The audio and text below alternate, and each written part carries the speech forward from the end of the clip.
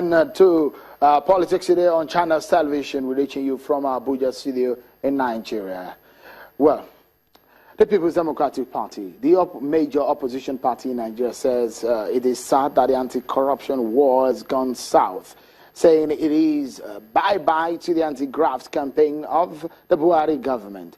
The party, in a statement today, says it is quite disturbing that the president cleared his SGF of wrongdoing despite the weighty evidence of his grass-cutting abilities uncovered by the Senate of the Federal Republic of Nigeria, implicating Babache of complicity in the award of contract relating to the IDP camp in Borno State, amounting to over 200 million naira, end of quote. The big question now is, what about the anti-corruption war of the Buhari government? From what Senator Sani says, it's clear from either body language or the deep interpretation of that word that there's something wrong with the anti-corruption war of the Buhari government. Is that true? But you will know that when President Muhammadu Buhari got into office, from the very first day, he's made it known that he will not have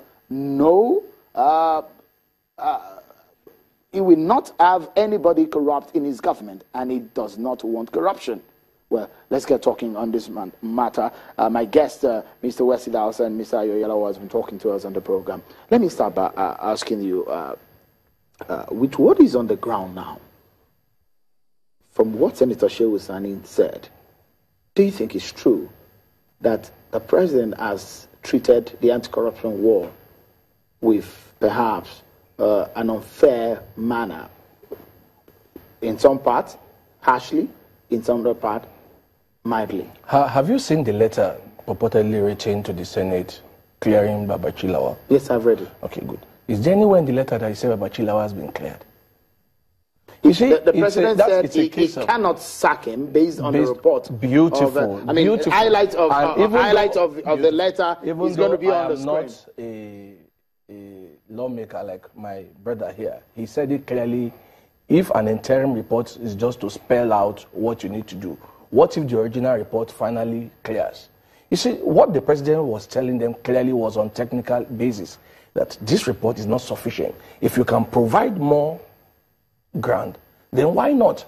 But unfortunately, like I said earlier on, it's a case of you have called us bad, so we have to call you bad too. So that we will do the referral, and then Nigerians will not know. And typically, in a mob system that we are running here, people will no longer bother to know what is right or what is wrong. The senator was not only talking. It's an unfortunate statement from Senator Sani. Sorry. He's a member of your party. And but if you notice, he's been doing the same thing to his governor in his state. So I don't know what his problem is.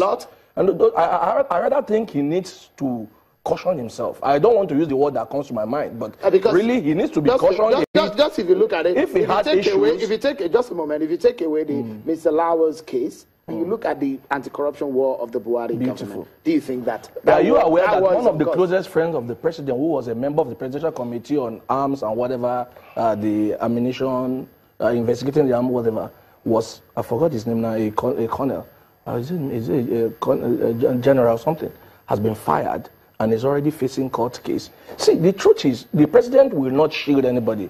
But because he's a man who himself has been unfairly punished by wrong allegation in the past, I'm sure that is why he's a bit careful not to punish someone based on allegation that cannot be proven yet. Let me ask Honorable Dawson now. You are a lawyer, and we know just how easy or difficult it is to have corruption cases passed and finished up. We've seen so many cases in court, anti-corruption cases.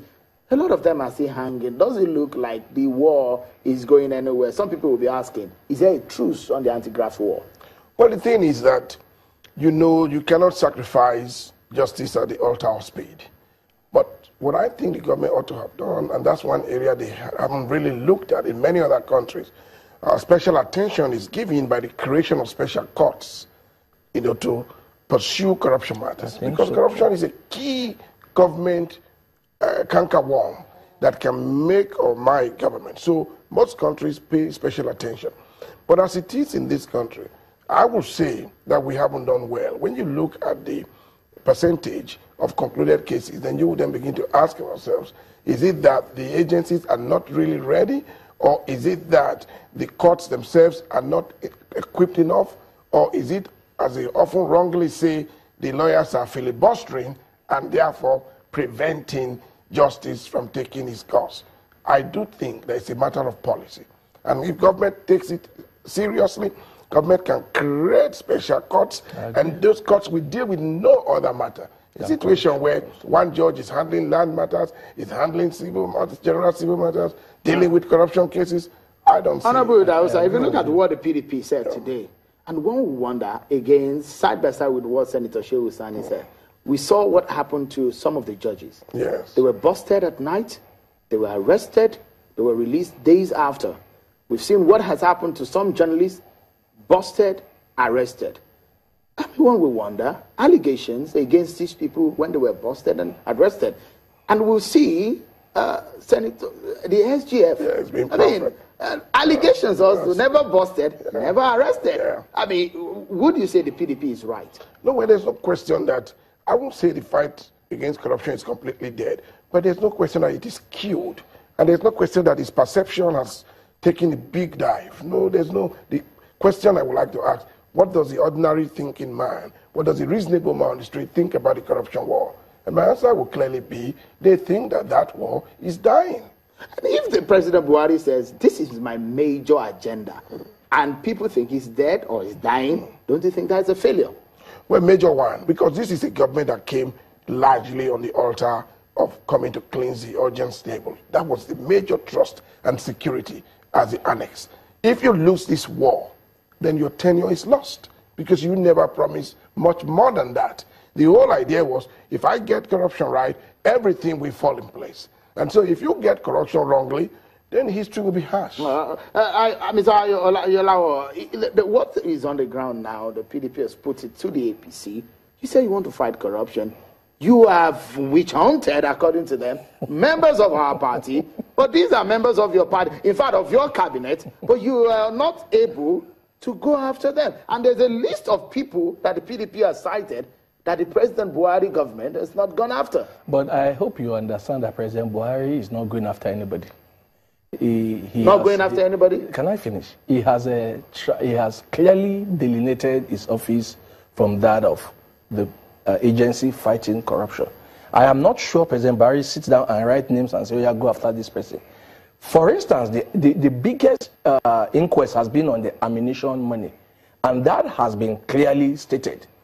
Other things, and I'm sure people have been challenged. I remember one of the people PDP has written their name is Rotimi Amechi, the Honorable Minister of Transport. He has clearly challenged the PDP to either take him to court or take allegations to the EFCC. But no, they won't do that. They will rather come to the newspaper and muddle up water. See, it is not about President Buhari hating somebody. It's about, if you have the fact, go after it. Right. But I also want to toe a line about what he said. Probably, I think there should be some corruption, anti-corruption court, special court, to make it easy for the cases of corruption to be dispensed with quickly. Ayo Yalo, member of the APC, and Honorable West Ida Hausa, former member of the House of Representatives and a legal practitioner. Many thanks, gentlemen, for coming on the program. Such an exciting time I've had with you. Thank you very much. And many thanks also for you that have been with us. Some of you who are talking about the anti-corruption war and the grass-cutting scandal. We might be staying on this, whether you are cutting the grass or you are the grass cutter. Whatever be the case, we're watching to see just how all this pans out. Well, the allegations from the National Assembly, the panel there, and whoever this is touching on are speaking up right now. Many thanks for being part of the program. On behalf of the team on Channels Television, I'm Sean Okumale.